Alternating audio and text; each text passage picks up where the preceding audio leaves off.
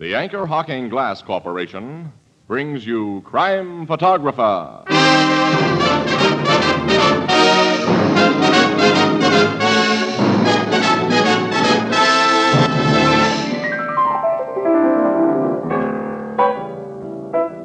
Gee, it's hot today, Casey. Here it is only April 24th. April 24th, the anniversary of Ethelred. My anniversary, Casey? You know I ain't even married. I didn't say you, Ethelbert. I said Ethelred, once King of England. Oh, what's he famous for? Oh, who knows? But everyone knows what Anchor Hocking is famous for. Anchor Hocking is the most famous name in glass.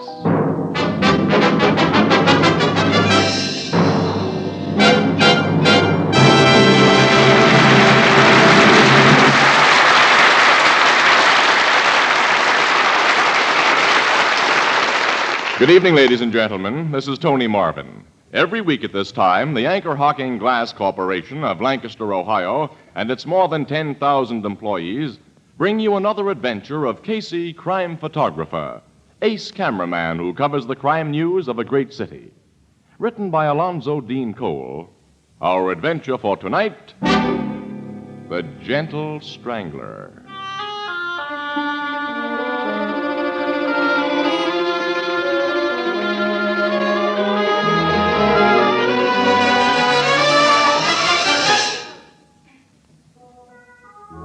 April, spring, around 9 o'clock in the evening. A quiet neighborhood. From one of these homes, a dignified, white-haired gentleman emerges and strolls leisurely down a tree-lined avenue. A man appears from the shadow of one of the trees and... Pardon me? Can I beg the favor of a light? Light? I wish to smoke. I have a cigarette and no match. Oh, certainly. My lighter. Thank you. You are Judge Whitcomb, are you not? Yes, yes. I have seen your picture in the papers. Well, May I walk with you to the next corner? if you wish. Good evening, Judge. Oh, good evening, Dr. Crawford. Beautiful night. Lovely, lovely. Spring is finally here. Yes, yes. Spring. The end of winter. The beginning. I don't recognize you, sir. You live in this neighborhood? No. I do not live anywhere. I beg your pardon. I say I do not live. I do not understand. You will. Because the dead do not live. The dead? Yes, Judge Whitcomb. This clump of evergreens here. They are the dense.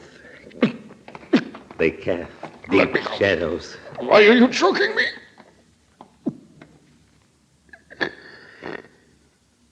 You see, Judge, you do not live anymore. You do not live.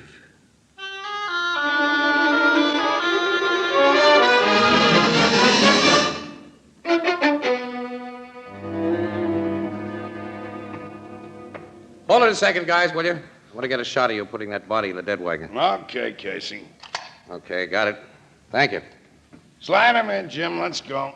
Now, Logan, how did old Judge Whitcomb get it, huh? Oh, the captain's just been telling me you were strangled, Casey, by a person unknown. Strangled? Like Assistant District Attorney Dunning got his last week. And are you newspaper people going to make things sweet for me, Miss Williams, if I don't crack both cases in a hurry? When big shot citizens like a judge and an assistant DA aren't safe within a few minutes' walk of their own front doors, pal, there's obviously something wrong someplace. I'm in no mood for kidding. Who said I was kidding? You're nuts. Okay. When was the judge strangled? About 9 o'clock. He'd started out for his usual evening walk. Shortly after he left his house, Dr. Crawford, who lives in the next block, saw him with a strange man. But except that he was a big guy, the doc can't give any description of the stranger. Well, nothing was stolen from the judge, Casey. Apparently, the motive wasn't robbery any more than it was in the Dunning murder. When a criminal court's judge and an assistant DA get killed within a week of each other, Logan, and are killed the same way... Sure, it looks as though someone they sent to jail is pulling a payoff. Oh, Dunning prosecuted an awful lot of crooks before Judge Whitcomb. Hundreds, Miss Williams. It won't be easy to figure the particular one who killed them both. This thing tonight at least looks like a tie-up. Yeah, the man last seen with the judge is described as big. That's something. Well, I'm heading downtown to check all cases Dunning prosecuted in Whitcomb's court. Then we'll see how much those somethings are.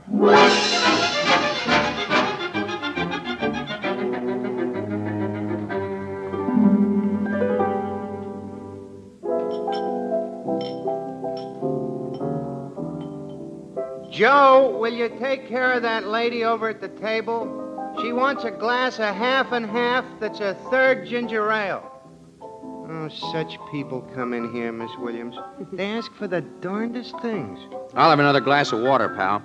There, you see what I mean? Mm-hmm. Your pretzels, Ethelbert, have given him a thirst. That's the idea of having pretzels on the bar. But a thirst for water don't pay our rent or our license. I'll tell you what. I'll come in here someday and buy a beer, Ethelbert. That is when the price comes down. Have a pretzel, Annie? Mind if I do? While you two are eating up the profits, what's new on them strangling cases? Don't you read the papers? Sure I do. And I think it's a crying shame the way they're all picking on Captain Logan. You and Miss Williams told me he ain't got a single clue to work on outside of the idea that Dunning and Judge Whitcomb was killed by the same man. Yeah, well, that idea's beginning to pay off now, Ethelbert. Logan made an arrest this evening. He did? Yep. And it looks as though he has the right man. Well, tell me about it. Well, about 8 years ago, Lloyd Dunning prosecuted a crook named Rankin before Judge Whitcomb on a burglary charge and got a conviction. And the judge gave Rankin the limit. Rankin claimed he'd had a raw deal, made a lot of big threats. He was released from prison just a week before Dunning was strangled. He's a big man, and he has no alibi for the times when the killings took place. Have another pretzel. Thanks. A little more water, Ethelbert. For both of us. You know that water's on a meter, don't you? This is becoming an outright swindle. Hey, you better fill the pretzel bowl up, too. We're touching bottom down here. Okay, but... Oh, excuse me, there's the bar phone. His pretzels were saved by the bell, Annie. Blue Note Cafe, Ethelbert speaking. Yeah, he's right here. Your city editor, Casey. Uh-oh. All right, give me it. Take it. Hello, Burke. Wait a minute. Oh, now, Burke. Well, okay, all right, I got a pencil ready. Go ahead, shoot. Alleyway on Market Street, just south of 12th. I got it. What? What's happened there? What? We're on our way, Burke, right now. I say, what is it, Casey? Another strangling, Annie. Another? A detective got it this time, and Rankin didn't do the job. He's locked up in jail.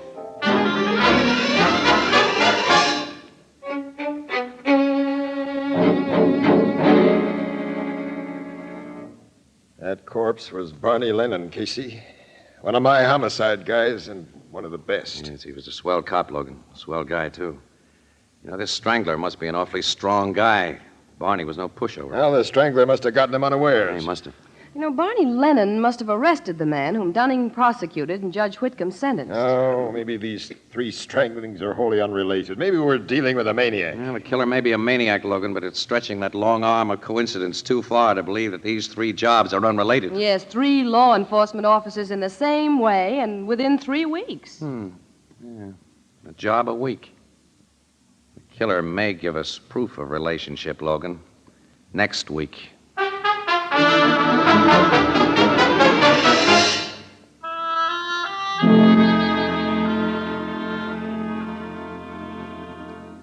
Look, Mr. Candido, never have I offered anyone such a bargain in my shop. An almost new speed graphic camera with a double plasma lens. Jake, I need another camera like you need 12 toes. Dan, sell one of your old ones. I'll make you a trade. If I lose money, so what? If you lost money on a deal, so it'd be a miracle. I'm trading no cameras today. Yeah, well, say, a man can only try, you know. Send out that stuff I ordered first thing in the morning, will you? For you, Mr. Candido, I'll have it delivered as soon as I open the shop. And don't forget, I need those photo folders especially. You'll get them. The new business is doing good, huh? I can't complain. When I think of you running a photographic studio that specializes in taking pictures of little children, I got to laugh. You who used to be a press photographer taking shots of fires and accidents and political conventions. It was those conventions that made me decide to leave the newspaper business. Good night, Jake. Well, I'll take you to the door, then I'm going to lock up and go home myself. There wouldn't be any more business tonight. That big guy looking in your window may be a customer. And don't be crazy. He's just a window shopper. I can always tell. Well, good night, Mr. Candido. Night, Jake. And don't forget that early delivery. First thing in the morning, you'll get it. I got it all written down. Nice cameras you have in your window. The best that money can buy, mister. I'd like to buy one. You like it? Say, well, a man could be wrong. I beg your pardon? I was just saying to my last customer that you was only a window shopper. I was going to close up. Oh, come on in. Thank you. You are the proprietor of this? It's me. Now, what kind of camera can I show you? Do you keep other things besides cameras? Anything for taking pictures, I got it. Why, this store is so small. I got a big stock room in front. Before I select a new camera, I had in mind an enlarger. Well, I got that big stuff in back. Now, what size do you want? Now, bring it out. To save you the trouble, suppose I go with you and look. Okay, this way. And what a bargain I can give you. Like none you ever had before in your life. If it's a 4x5 you want, I got an old condensers. And if it's a 5.7, I got an only single projection that would make you... It is only you I want. Look. Only you I want. Only you.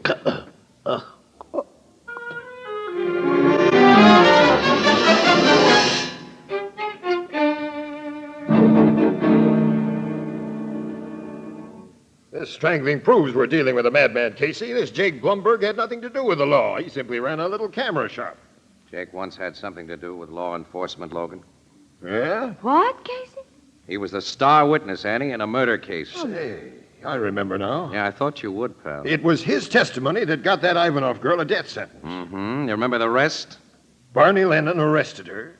Dunning prosecuted her. Judge Whitcomb sentenced her. Right. Casey. Yeah. I'm the guy who dug up the evidence against her. I must be next on the Strangler's list.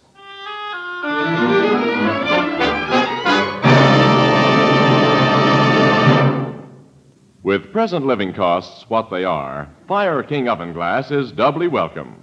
One, because Fire King Oven Glass is a product of Anchor Hocking, the world's largest makers of household glass, its cost is incredibly low, and each piece is guaranteed for 2 years against oven breakage. Two, Fire King Oven Glass lets you make delicious, healthful meals out of leftovers of all kinds and out of inexpensive ingredients. And foods baked in Fire King Oven Glass inside the oven retain all their precious vitamins and delicious flavor.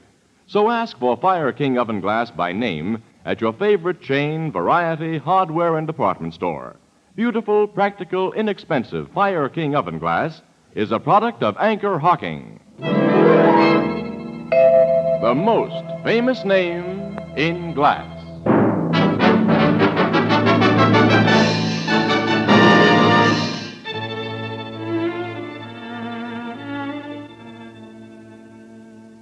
Come on now, talk, Casey. Tell me about this Ivanov case. Well, okay, Annie. It was before you came to work on the paper. 1939 or 40. 39, Logan. The war just started in Europe. Yeah.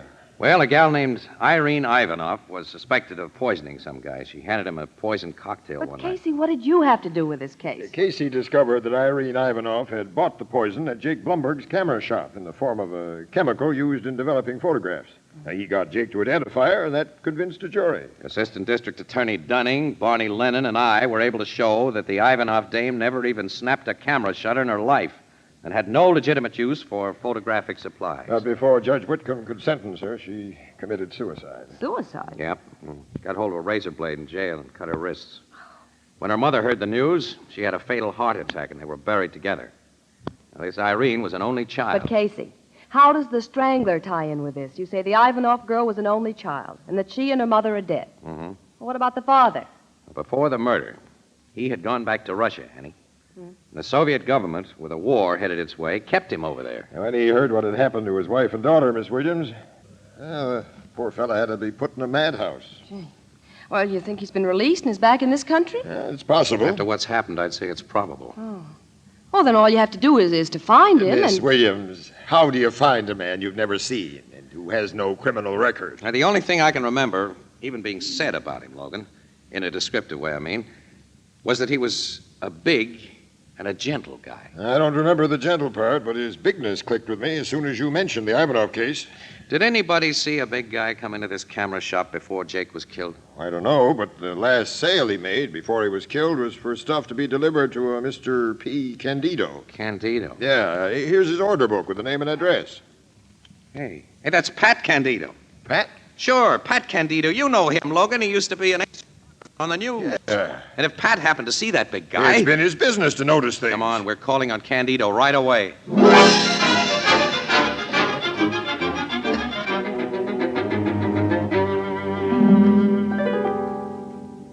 A medical examiner says that Jake was killed at about 7:30, Candido. You say you left his shop at about that time? Yes, Jake said he was closing up his place and going home. But I saw someone go in right after I left. What'd he look like, Pat?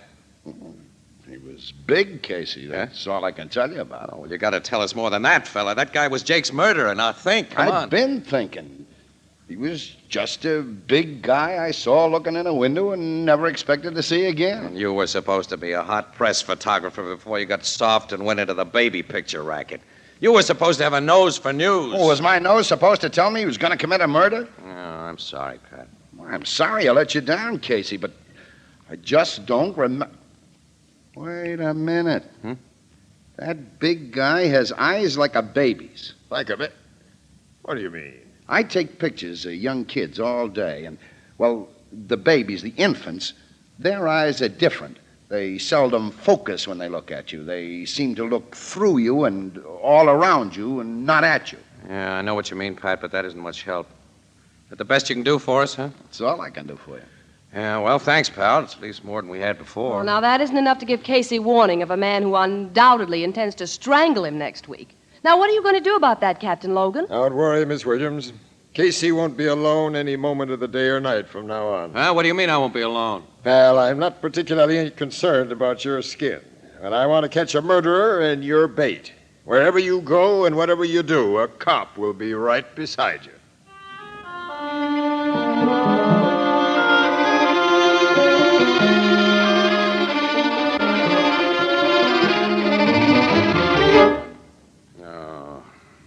I feel like a 2-year-old kid that isn't allowed out without his nursemaid. It's bad enough in the daytime, but when I have to look at one of you cops in my own apartment at night here... I don't like it any better than you do, Casey. If you were a pleasant company, it wouldn't be so bad, but you do nothing but gripe. Well, I'm sorry, Mac. Would you like a drink? I would, yeah.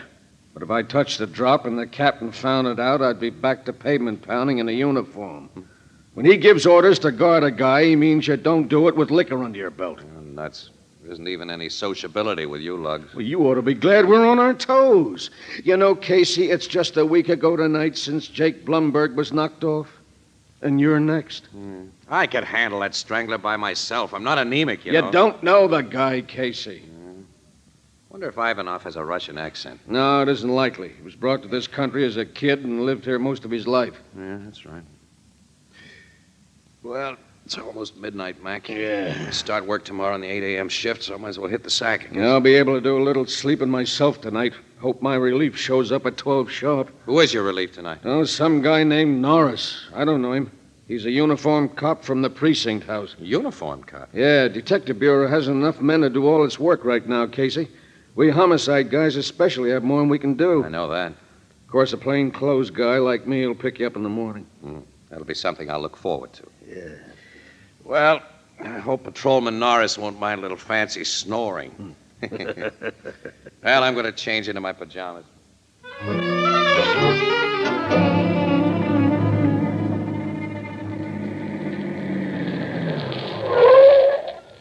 All right, this is the place, Norris. Casey's apartment's 3B. Thanks for giving me a lift here, Lieutenant.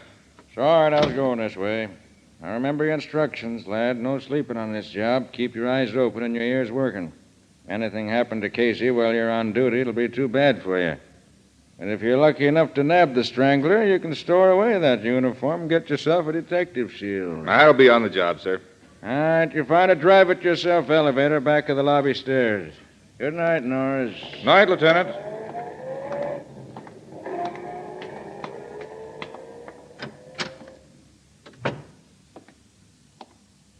Good evening, officer. Evening. Going to Mr. Casey's apartment. Who wants to know? I'm a friend of his. Just left him. The detective with him said he was expecting his relief. Oh, I see. Here's the elevator. I just got out of it. Press number 3 button there. Oh, thanks. You went to sleep nice and quiet, officer. Hardly a sound. Now I'll take you to the roof and tie you up. You're big like me. Your uniform will fit me fine.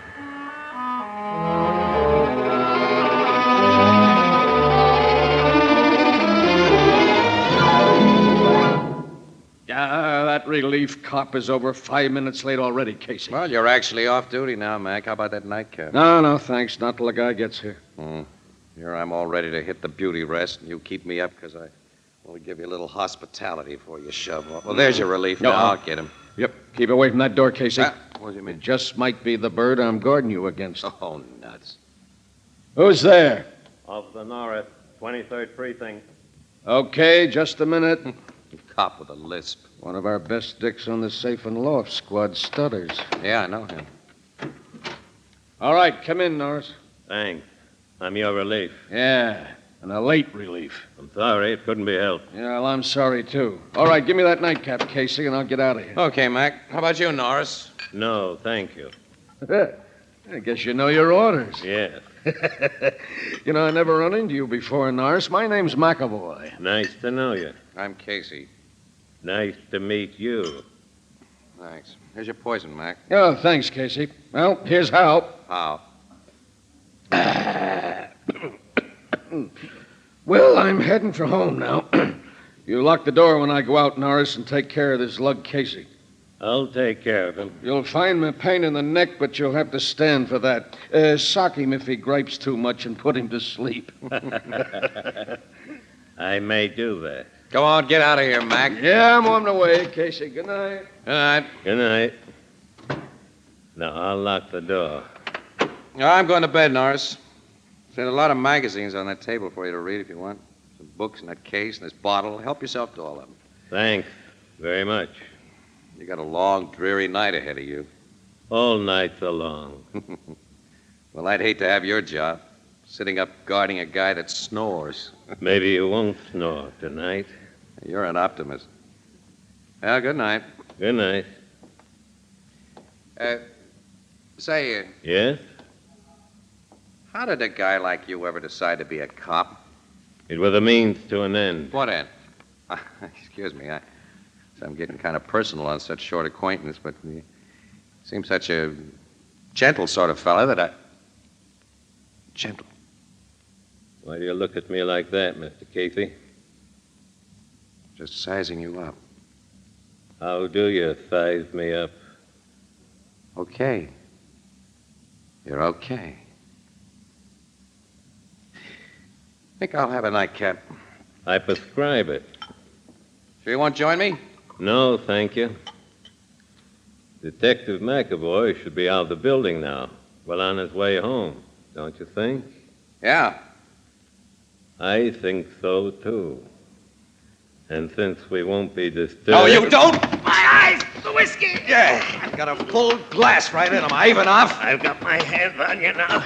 You'll die like the others who killed my daughter. Hey, you can't move so quick. But you're not going to strangle me. I can see. Again, I have a gun. You won't use it, though. How was that for size? Now try this on your whiskers.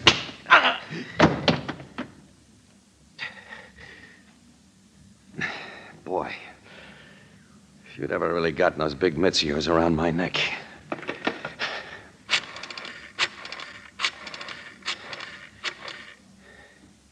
Hello, headquarters. Give me Captain Logan, will you? He isn't in, huh? Well, when he comes in, tell him Casey called. And to send a wagon up to my joint for the Strangler. Yeah, he's sleeping right now in my apartment, and I'm afraid I'll wake him up if I start to snore. Wait a minute. Give Logan another message for me. Tell him my opinion of his idea about having me guarded is phooey.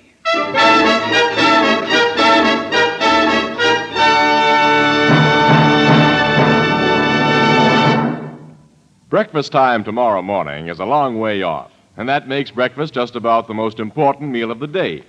Now, when I was a small boy, breakfast was an exciting experience. On my grandmother's table, there was always a great plate of hot golden brown toast and at least a half dozen different jellies, jams, and preserves to add zest and sparkle to those good old-fashioned breakfasts. Now, that's one reason we're so glad tonight to salute the Preserve Industry Council of America for its magnificent campaign to brighten up the breakfast toast with mouth-watering strawberry and apricot, sweet tart orange marmalade and blackberry jam, fragrant apple butter and currant jelly. Why, how much more inviting they can make your breakfast table. They whet young appetites, provide quick energy to see you through the day. Practically all preserves come to you today in crystal clear sanitary glass containers. Anchor glass containers and modern anchor hocking sealing methods not only protect these superb products of tree and bush and vine more perfectly than any methods known to our grandparents, but they also provide a stimulating, colorful rainbow on the table. Always serve a variety of jams, jellies, and preserves at breakfast. Anchor glass containers and easy-to-remove anchor caps are both products of Anchor Hocking, the most famous name in glass.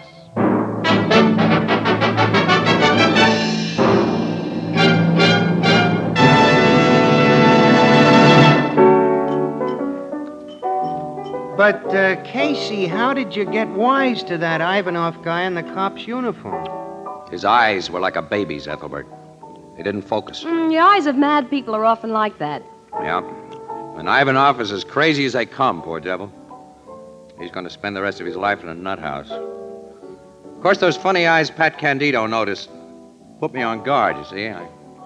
I filled that whiskey glass just in case. I wasn't going to take any chances. Ivanov had the cop's revolver, Ethelbert, in case he couldn't take chances. Right. How'd you find the cop whose uniform Ivanov had taken? He was on the roof, tied up and gagged. Otherwise, he was okay. Ivanov had been listening outside Casey's door. He'd heard the name of the cop that was to relieve McAvoy, and that McAvoy didn't know him personally, so he just put poor Norris to sleep and took his place. Seems to me that for a crazy guy, he went about his strangling business in a pretty smart way.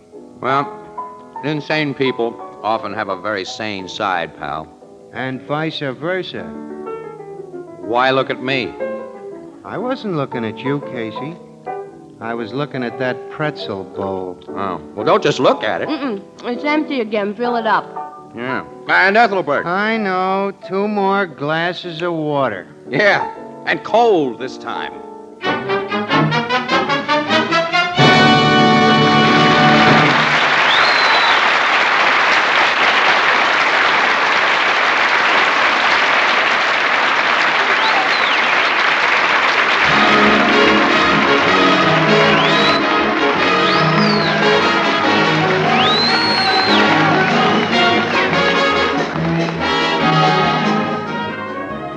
Crime Photographer, starring Stotts Cotsworth as Casey, is brought to you each Thursday by the Anchor Hocking Glass Corporation and is directed by John Dietz. The original music is by Archie Blyer, and the program features Miss Jan Miner as Anne and John Gibson as Ethelbert.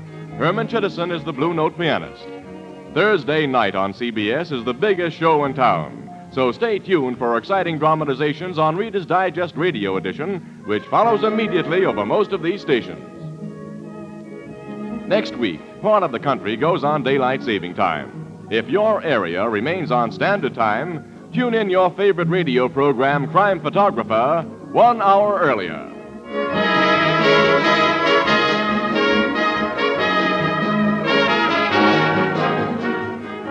This is Tony Marvin saying goodnight for the Anchor Hocking Glass Corporation of Lancaster, Ohio, with offices in all principal cities of the United States and Canada.